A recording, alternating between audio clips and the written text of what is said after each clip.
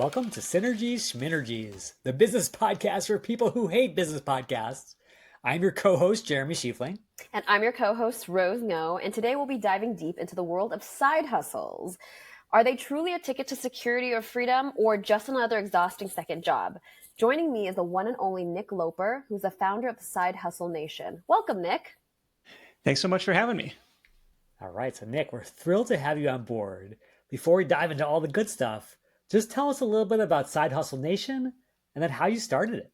Yeah, I've been studying and deconstructing side hustles for the last 12 years, which just seems nuts. It doesn't seem like it's been that long. It's a labor of love. It's like kind of born from a lot of the same questions we would turn around and ask prospective side hustlers. Well, what do you never get tired of talking about? What do other people come to you for advice on? All these types of things. And I found that this, 0 to 1, well, how'd you come up with that idea? How'd you get your first customers? How'd you figure out how much to charge for that? That was really, really, really interesting then and still is today. And then the growth side of the question, well, now that we got something going, how do we take it from 1 to a 10? And that's kind of driven the show for the last 12 plus years. That's great. So obviously you kind of, developed this passion for side hustle. So what was your very first side hustle and how did it evolve into what you do today? Yeah, first, I don't know if you'd consider it a side hustle, but I was painting houses in college through one of these house painting internship programs. They let you get a few stages down the interview process before they really break it to you that it's house painting. If you ever, like this woman, she comes into my intro to statistics class or something. And she's like, do you want a summer internship where you're going to learn sales and marketing and entrepreneurship and hiring and firing and customer service? And by the way, you make an average of $7,000. And you're like, sign me up. That sounds great. And they don't really break it to you that it's painting. And then you're going to have to go knock on doors and try and sell these paint jobs. But it was really, really a really powerful experience, a really formative experience early on. It's like my first taste of kind of calling the shots and working for profits and not wages. And it's a bunch of 19-year-olds with paint sprayers. Like everything that can go wrong does go wrong in a way, but it's also, you learn to work through it and then figure it out along the way. That's awesome. And then just connect the dots for us a little bit. Like, how did you go from that very first side hustle of sorts into helping others with side hustles? What was your journey like? Yeah, how's that related to podcasting? Pretty much not at all. My first online side hustle was in the footwear space. It was a comparison shopping site for shoes that would tell you where you could get the best price on your next pair of shoes. That was kind of stemmed from another internship that I had in college that my roommate pointed me this, classified ad in our student paper. Hey, you want to go check this out? So thanks to him, otherwise may never have found it, may never have gone down that path. But that was the thing that was like, okay, post-graduation, working corporate, 3 years, nights and weekends, trying to get this shoe business off the ground to where I felt comfortable calling it, giving my 2 weeks notice, turning in the keys to the company car and saying, all right, I think I'm going to be able to pay myself selling shoes on the internet full time. And that was when I was able to quit. And that was 2008. And thankfully haven't had to have a real job since then. Wow. And so one of the things that Rose and I are big believers in is sort of getting past the hype around side hustles, the hype around entrepreneurship, to the real messy experience that is life and trying to build your own business. Any sort of debacles or things that didn't quite go the way you wanted along the way in your journey? I mean, everything is slower. Everything takes longer than you want it to. I mean, the shoe business, I first found a developer on like guru.com, precursor to Upwork. And he's like, sure, it'll take 3 months. It'll cost this much. And, 9-10 months later, it's still not live. And you're like, come on. But there's that side of things. There's also a graveyard of domain names and other things. There's like that either never got started, never found traction, never worked out, never turned profitable.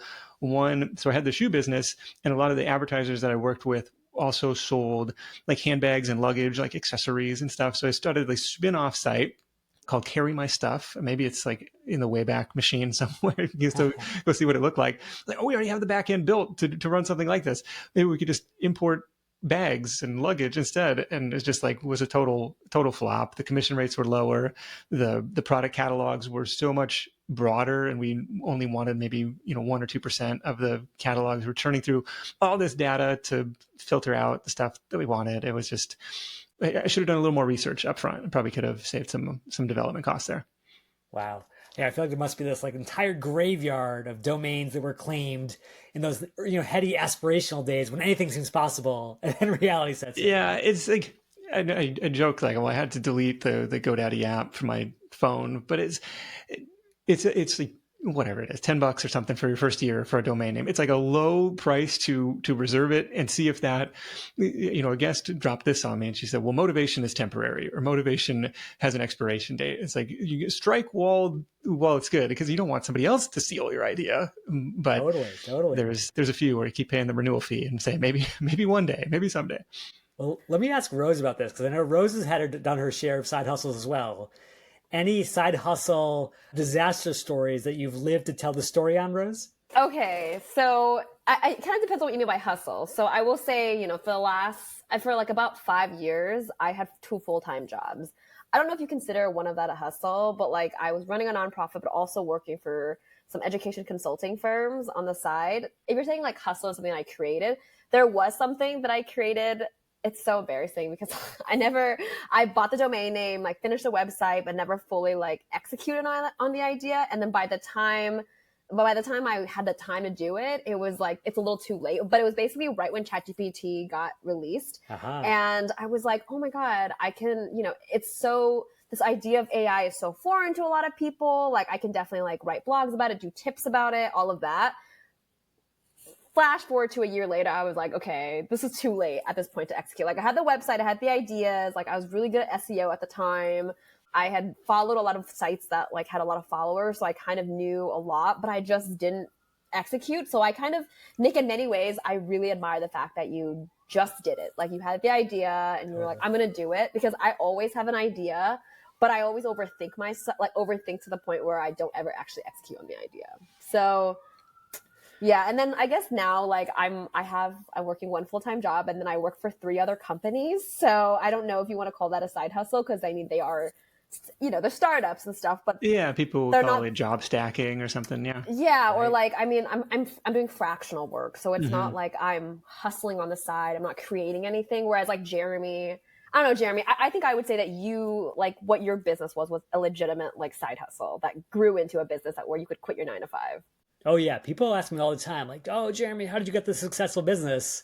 I said it started as a failing business for like 5, 6, 7 years on the side until I finally lucked into making it work. So yeah, absolutely.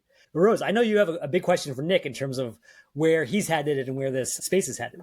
Yeah. So Nick, you struck me as someone that just has a lot of ideas. And I love that I wish I had that mind and that motivation, honestly. But if you weren't building side hustle right now, what hustle would you go all in on today, and like why? Because I'm sure you're exposed to so many ideas and so many side hustles and all of that. That's an interesting one. So like I'm always there's like the barbell side of it, right? It's like over here is like the AI proof, low tech, in-person services. Like I just got done pressure washing the driveway last weekend, and like this is so simple. This is so satisfying. Like I could see like my progress as I'm like working my way down the thing. And so that would be, a low startup cost, $300-$400 for this machine. Yep. You probably break even after the first job, and then, off to the races there. Probably kind of seasonal, especially where we live. So that may be a little bit challenging to go. And then the other side of the barbell would be, something in the AI space, building custom GPTs, or even like, it's incredible what you can do. And I'm trying to use it more and more and still just barely scratching the surface. Like I want to build kind of like my podcast editor bot where it's like, here's the, raw transcript, the raw recording. Here's what we ended up cutting, we're trimming to like preserve listener experience. And, here's where it went off the rails or whatever.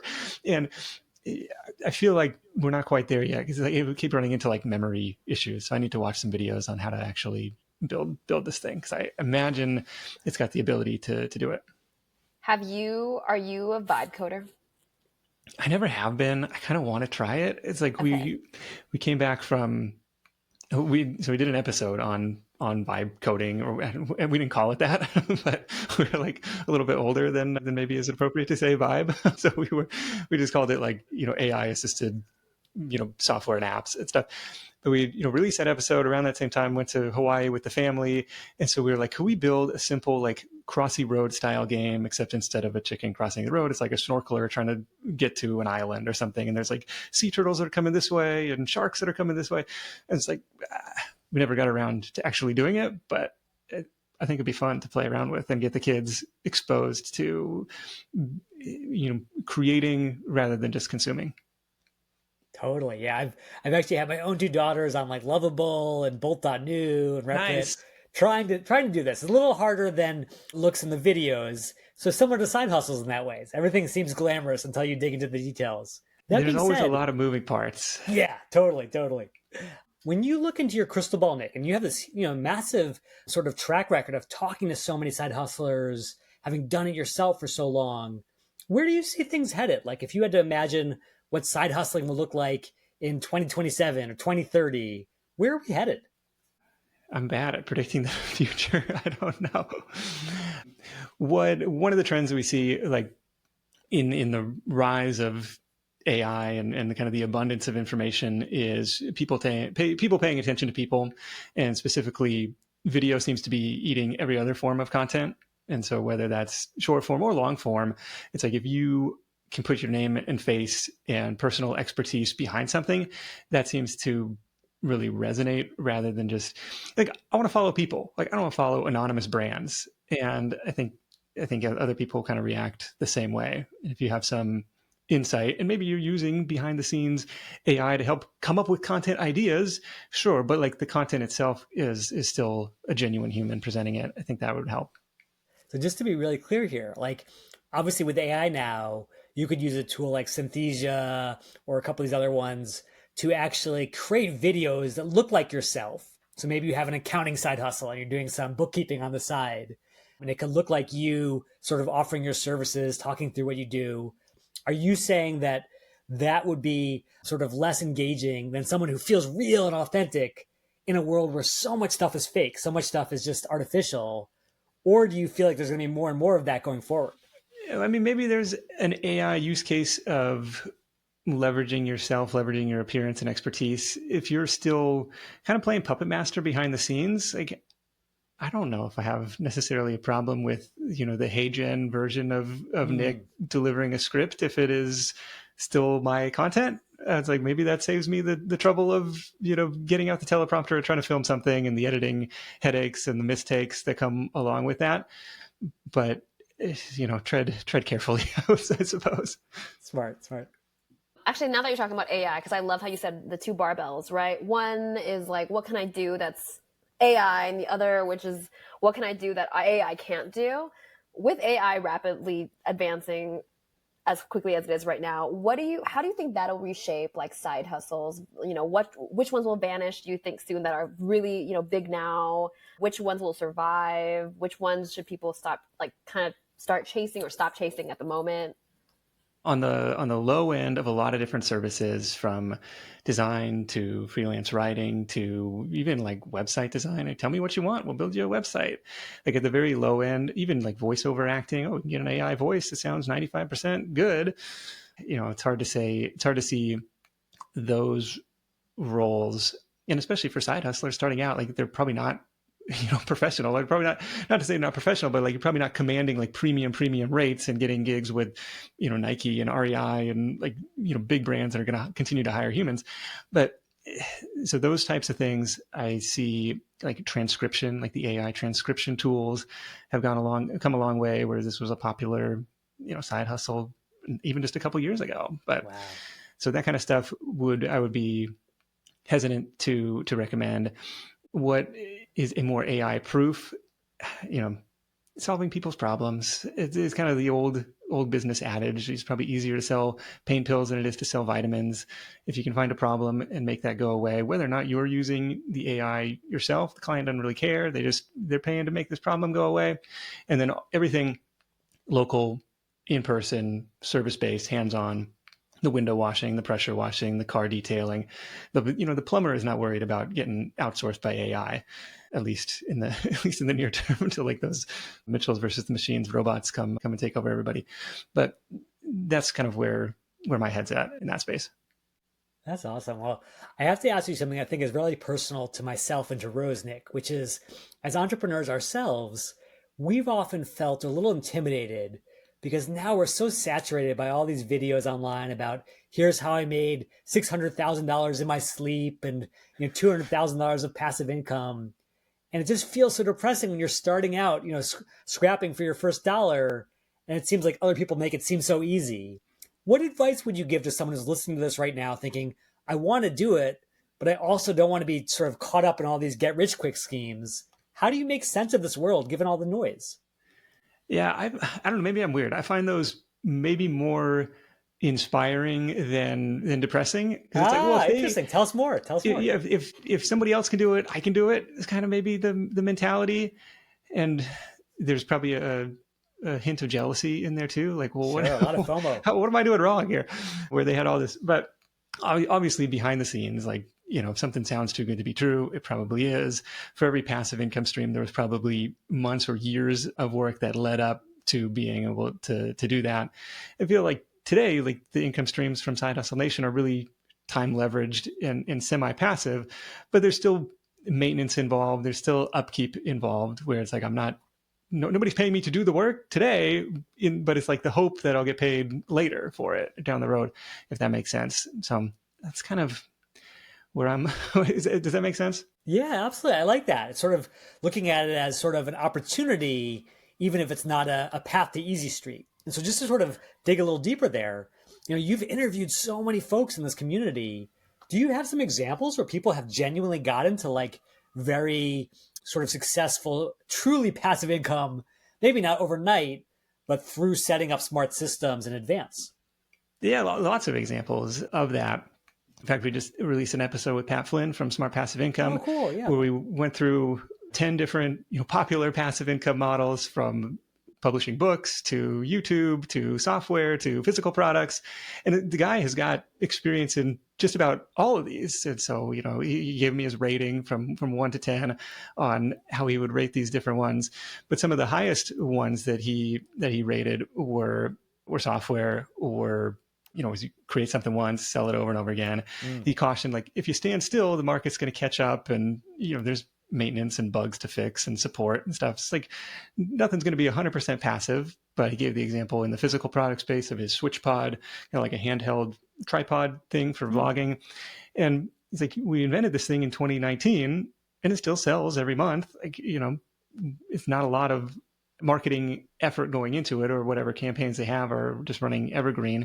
So there's examples of things you can set up. And even in the digital product space, where it could be a spreadsheet or a template or a printable file. For a minute, it was like print on demand t-shirts. And it's like what we found, and actually made some money doing it through merch by Amazon and through Redbubble and stuff. Like, this is cool. Like, upload the design, they take care of all the rest, just collect the royalties. But what we found is almost as soon as you upload it, and definitely as soon as it makes a sale, like the bots are crawling, or somehow it triggers something from some design farm, wherever, where it's just like the cost to reproduce your design, even if it's just a blatant ripoff, and like, and then you have to say, well, we're the original, or try to do some takedown notice. Like, I don't know, but there's definitely an oversaturation in some of these marketplaces where the cost of entry is so low. Yeah, so it's interesting. It's like there is an opportunity there, but how long does it last given the state of competition in a globalized economy? So you got to keep innovating, keep pumping out new stuff. So it's similar to the the book author, where it's like, well, I wrote the thing once and I could sell it over and over again. I could sell 1,000 copies, but the odds of that being an evergreen, Atomic Habits type of title is probably pretty low. And so you see a lot of people, especially in the fiction space, it's like, well, it's great if you love to write and you keep cranking out the next one in the series and the next one, then yeah, it's passive, but you're still working for it. So I think sometimes with these side hustles like you're mentioning, I will see a lot of hype over it on Instagram, obviously. And I don't think I ever get like intimidated or necessarily inspired, but I will say I'm just a naturally skeptical person. Like I question everything, Yeah. right? What are I question. give me some good Instagram ones. What's popular now?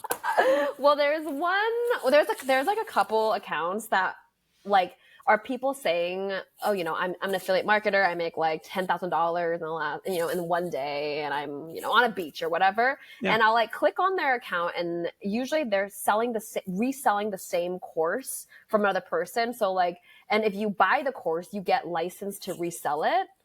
And then I've seen the same like 10 accounts. Very, very circular. Yeah. Yeah. So I've seen the same like 10 or 20 accounts that have gotten a crazy massive following. And they apparently make, they show us like how much money they make a month, and they make like close to $1 million a year just reselling this course. So they're like, yeah, I'm an affiliate marketer. And I'm like, but are you affiliate marketing if you're just selling this course that teaches people how to be an affiliate marketer? So I've seen some of that. I've seen a lot of like what you said, the digital products. Digital products are super huge right now. People are saying that they can put something on Etsy and, sell it for $3,000 in like a week or something. So my question for you, because I'm just queen skepticismo, right, is some of this I'm like, is this a scam? Like, are you trolling me? Like, what is kind of a scammy get rich quick hustle that you've seen that has gained so much traction, and like, why do people fall for it? Or like, have you seen any? Or am I just being too skeptical and paranoid that they're all sort of? Yeah, the affiliate marketing is a interesting example of that, where it seems it's the old joke. Well, how do you make money on the internet? You sell people the idea of making money on the internet, and it's like very, like it's like, wait a minute, like for a while it was I'm a life coach for other life coaches, and you're like, well, who's actually the client ever? It's just it can be weird, but the affiliate world has probably a bad reputation or bad rap, but it's a totally legit thing. And that was one of Pat's highest rated passive income, quote unquote, passive income models, because it's like just recommending things are going to be helpful to your audience. But if the thing you're recommending is the exact same, money making program where the only way to make money is to refer other people to the same money making program, it gets a little bit fuzzy there. All right. So I wanted to follow up. Rose had actually brought my attention to this article in Morning Brew that quoted a lot of your stats about side hustles. And one that really caught my eye was that a lot of these side hustlers are actually already making six figures. And that kind of surprised me, because I was thinking, oh, maybe they're people who are just trying to put together a portfolio career, like a little bit of this and a little bit of that. Yeah. What's your sense of like who a side hustler is in 2025? Is there a way of imagining who this prototypical person is? Yeah, I forget the exact number, but it was like close to half or 40% or something were already six-figure earners. And so it's not necessary. I mean, depending on where you live, that $100,000 isn't what it used to be. Sure. But it's not necessarily people like at the poverty line trying to get things done. There's a few different maybe cohorts to think about. One is the, multiple, working multiple part-time jobs or gig jobs. I'm doing DoorDash and I'm working at McDonald's and I'm like really trying to piece it all together. And then there's the other segment of the population where it's like, I got a decent job. I just want to use my free time more productively, more creatively. Maybe it could be the escape path to, not trading time for money at some point. Maybe there's an opportunity to scale. And I think side hustles have this connotation of like an entrepreneurial upside that moonlighting or second job maybe doesn't, where it's like, yeah, it's still going to be hours for dollars, but maybe with the side hustle, even if it's like you're working like my first years of like trying to build the website and podcast, like so far below minimum wage, like it's not even funny, but I could see the path. I could see the vision. Like this could turn into something.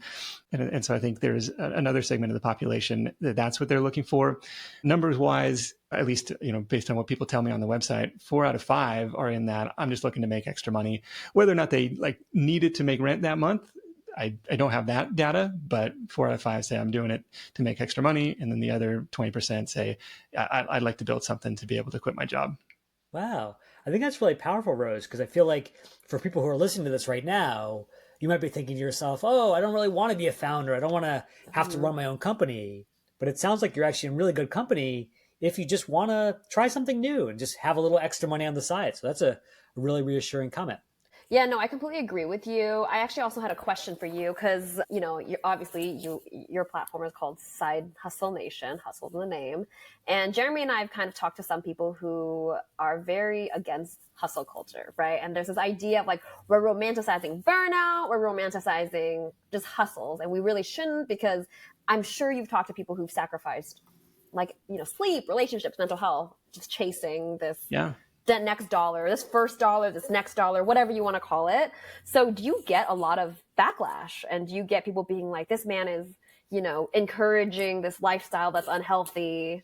No, thankfully, you don't get a ton of backlash. And when I started, it was almost, well, there was a different connotation for hustle. It was like I got hustled, so it was like I was battling that early on. But then sometime over the last 3, 4, 5 years, it was like there was even an op-ed in the New York Times, like the con of the side hustle. Like, why are we glamorizing the need to work two jobs? And they quoted me in this article, or they pulled something from the website. Like, they never reached out to me for like a quote or clarification or anything, but like a bunch of people sent it to me. I was like, this is a really one-sided negative outlook that looked only at ride sharing as an example of like, we're having to work 18 hours a day and trying just to make ends meet. It's like, that's not great. We're in agreement that is not an ideal situation, but it totally ignored the entrepreneurial upside of these side hustles and the potential to replace your day job, potential to hire other people, create other jobs. And like, that's how we kind of all get better. And if you're in that position of, I don't like my job, at a certain point, you got to do something. You're going to have to make some sacrifices, or tomorrow is going to look like today. And if that means, hopefully it's a short-term thing, sacrificing some sleep, saying no to going to that dinner party, or saying no to hanging out with friends, like in order to build something that's meaningful to you, then it's probably a sacrifice that you're going to have to make. Otherwise, you got no right to complain. It's like, well, I'm just going to keep doing the same thing and hoping for different results. And Einstein will tell you that's the definition of insanity. That's awesome. Well, I think this has been a super enlightening conversation, Nick. I did have one last question from my side, which is just to sort of spark a fire in folks who are listening right now. What's one of the crazier or more creative side hustle ideas that you ever heard about that actually worked out there in the real world? Any last little bits of inspiration from folks who've done it? Oh my gosh, how much time you got? I've got dozens of these. All the time. I want to hear at least two. One of my favorites is Steve Nadramia. He's a high school teacher in New York or Long Island. And his side hustle is renting out portable hot tubs. And I was like, really? This is a thing? And he was like, dude, I've got like 25 of these things. They're almost always rented out. Stick them on the back of the pickup truck, and it's $250 to have this hot tub in your backyard. Then I teach people how to clean and sanitize, do all this stuff, and then take it on to the next house. And really, really blew up during COVID, when it was like, I got kids at home, $250 to have a hot tub show up to my house. You got to be kidding me. Where do I sign? And so he did really, really well. We had connected with a guy who was he was making money going after robocallers, where the game was you had to keep them engaged and like feign interest long enough to get transferred to the US based representative or whatever company was committing this crime after you're on the do not call registry. And once he had this like paper trail, what was interesting was the companies, because it was like, I don't know what the actual fine, it was like several $1,000s. And so they would immediately offer to settle. They're like, we don't want to deal with this. Make him go away. And so he like showed these PayPal receipts of like $800 from this company, $1,000 from this company. Just like, we don't want to fight it. Go away, sir. You beat us at our game. Sorry, we'll go now. And then one Incredible, of the other, turning like vigilantism into a side hustle. I was like, dude, that's like, I mean, I feel like I got the sense it was kind of like a retired guy. He was like, yeah, you're going to call me up. I'll waste your time. We'll have a good time with it.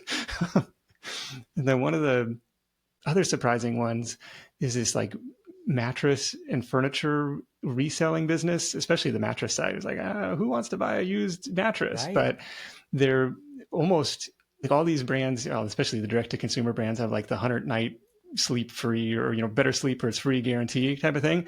And so they partnered with a bunch of these direct to consumer brands to process those returns, because the companies can't really take them back and resell them, and they're just got to go in the landfill. And so they partnered with this company called ShareTown, which hires a bunch of local reps to go pick these things up, and they say, we don't really want them back, but if you sell it, we'll take a percentage, you take a percentage, and kind of save it from the landfill.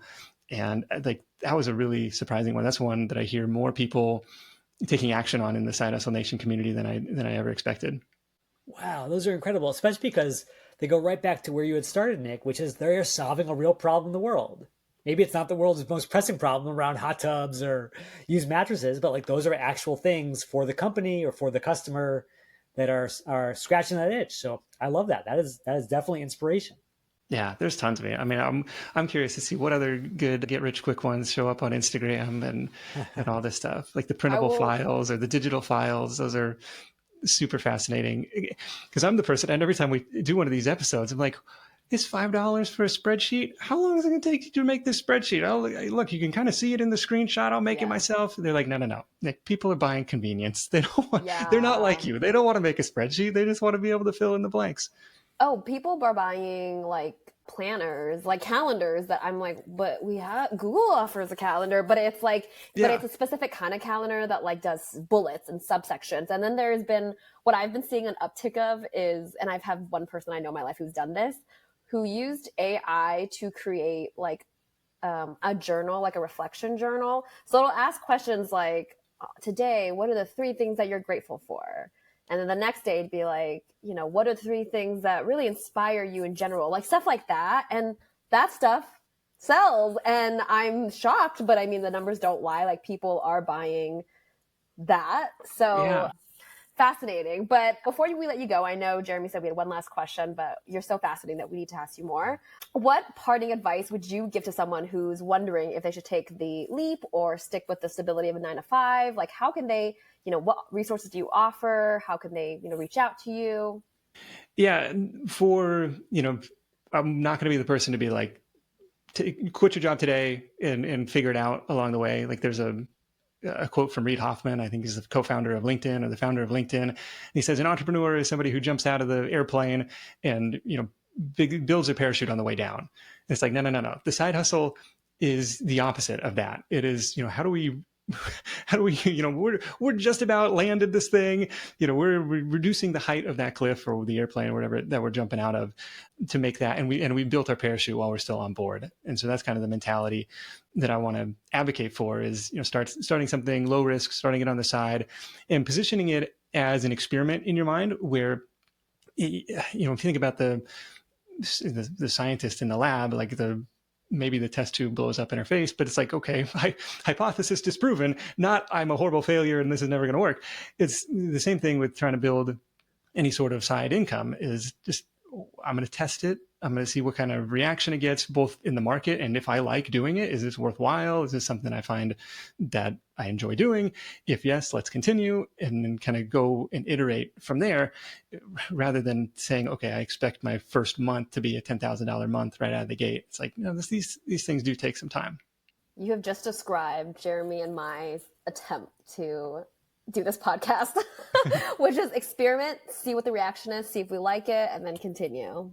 Yeah. And that's what I was worried about. What am I committing myself to? I'm going to do this show. I committed to doing it every week 12 years ago. Like, am I going to run out of people to talk to? We're going to run out of ideas. And it's like, there are far more stories and people applying to be on the show than there are weeks of the month. And it's just like, it's become a part of the identity in a way. It's like, no, every Thursday, rain or shine, we got to come up with an hour of radio. That's awesome. Well, I got to thank you so much, Nick, because I feel like you've given our listeners exactly what they need, both some inspiration, but also some sort of awareness and caution about how to do this the right way in this crazy world of ours. So thank you for all that you're doing. And if folks want to learn more, if they want to listen to the podcast, if they want to read some of your books or courses, where can they head for that? Yeah, of course. Would love to have you tune into the Side Hustle Show. It's in all your favorite podcast apps and on YouTube as well. SideHustleNation.com is the home base. It's very much a choose your own adventure type of thing. I'm not here saying this is the best, this is the best passive income model. Go resell my course on how to make money online to other people who want to make money online. But hopefully you pick and choose and kind of dive deep into the hundreds of different case studies on there and you find something that resonates. That's awesome. Thank you so much, Nick. And thanks for all you're doing for the next generation of, if not entrepreneurs, savvy side hustlers. You bet. All right. Thanks.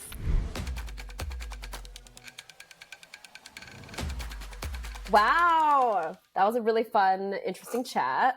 I know. I was so excited about that one, Rose, because I felt like Nick has such an interesting perspective on what's happening in this crazy space. And he also gave us some kind of counterintuitive thoughts. So I'll just start by saying I was really surprised when he mentioned that he was not so turned off by a lot of that FOMO-worthy content on social media about people driving their Ferraris and stuff that they bought with their side hustle gains. That being said, even though I was surprised by that, I liked his attitude, which is, hey, let's look into it. Let's see what's possible.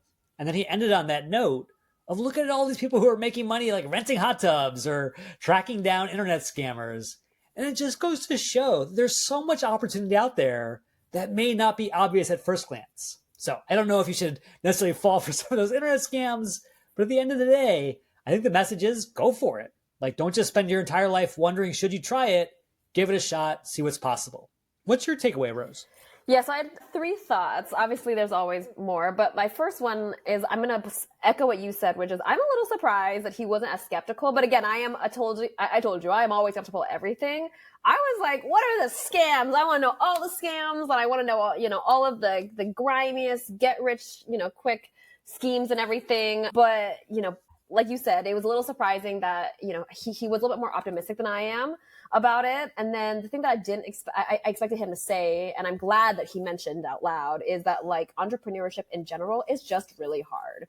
And I think that when we glamorize it on social media, everyone is like, oh, of course I'm gonna do this. I remember talking to a friend recently who said to me, oh, it's so easy to do a side hustle. I just gotta wake up one day and like find the motivation. But once I figure it out, it'll be easy. I'll make like $2,000 a month.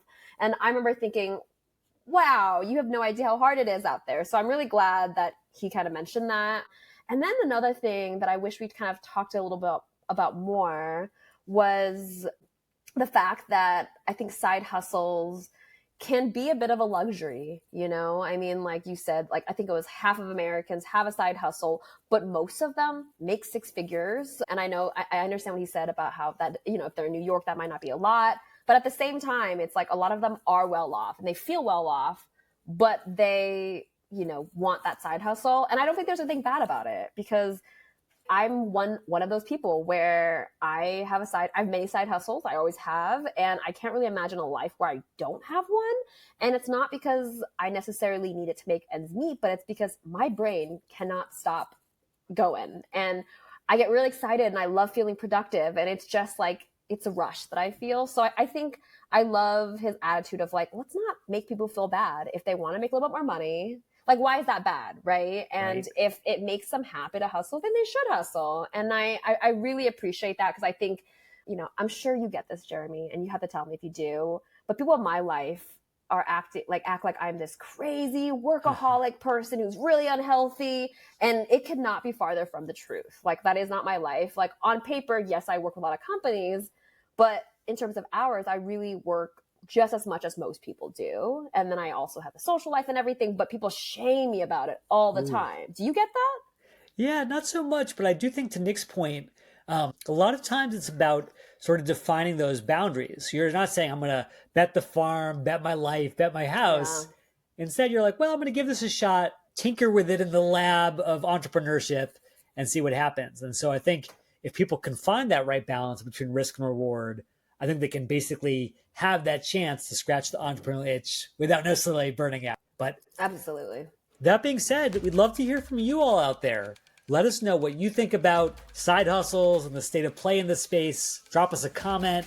And of course, be sure to like and follow to hear the very next episode from Synergies Schminergies. Until then, have a great week, y'all. Goodbye, everyone.